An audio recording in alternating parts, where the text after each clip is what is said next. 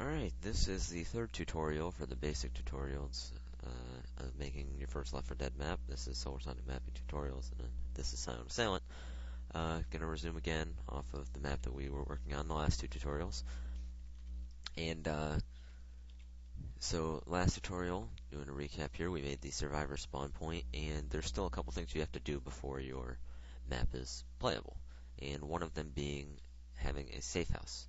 So one of the tricks that you can actually do, if you're going to have a safe house that's the exact same size, you can just duplicate this entire area right here, and then you can rotate it. Should rotate it, what direction would that be? 90, I think? No. This way. There's a couple different ways you can do it, but okay. Let me see. Okay, yes, I got it. Alright, awesome. Then put it up against the wall, and you can make it your own size too. It's whatever you want. But then the next thing you're gonna do is double click this, and you're gonna change it from a prop door rotating to a prop door rotating checkpoint. Yeah. Alright, so hit apply and change the model. You can make it whatever you want, really, but I'm going to make it the end level safe house door. And, well, I don't know what I did, but Control M, rotate 180, and fit it to the size of the door. And there's your safe house door, but there's still two more things you need to do before it actually works as a safe house, and that's put a landmark in it and make the trigger change level. So what we're going to do is we're going to select these three here,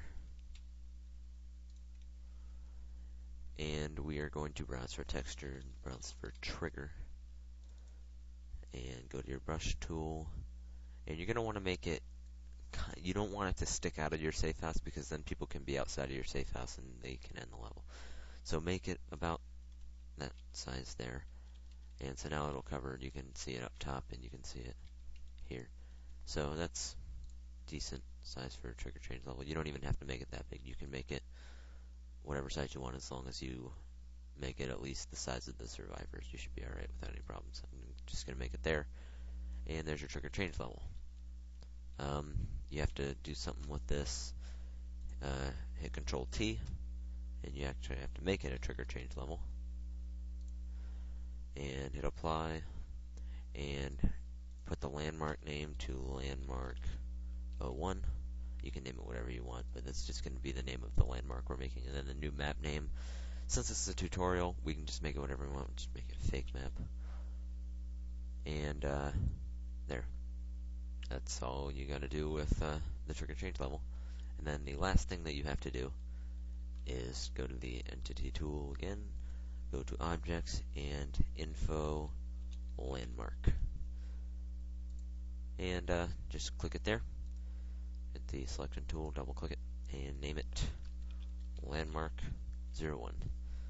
Hit apply, and that's a working safe house. I guess we could add a light too. Change that to a light.